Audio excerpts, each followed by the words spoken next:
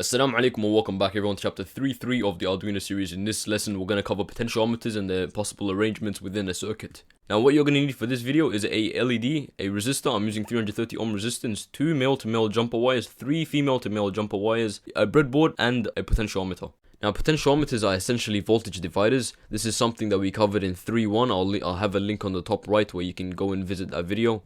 But instead of having fixed resistor values, they have a variable resistor within, which you are able to control and vary the voltage output.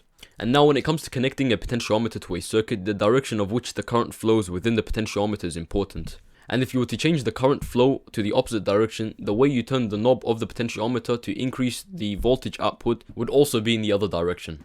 Now there are generally two ways of using a potentiometer with a circuit. Now the first method is quite simple and basic. It involves us connecting the middle pin of the potentiometer to the power input pin of the output component, in this case the LED. Now the second method involves us storing the value that's generated from the potentiometer into the Arduino. And if we were to store that value obtained from the potentiometer into a variable, we can use that to control the voltage output from a PWM pin. In this case I'm using pin 10.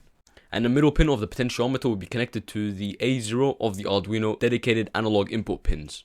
Now once you're done with setting up your circuit like the previous diagram, just open up your Arduino software, go to tools, make sure that your board and your port are connected properly. Now to begin with the code, we'll start with the variables.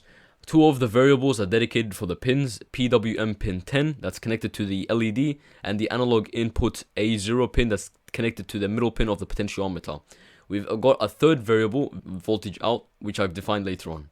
Now in our void setup, we use the command serial.begin 9600 to activate the serial monitor. Then we told the Arduino that the analog input pin A0 is going to be an input so that we can withdraw and collect data from the potentiometer. Now onto our void loop, I come and I define the variable I didn't define later on, vout, using the command analog read analog input to tell the Arduino to take the value from A0 from the potentiometer and store it into vout.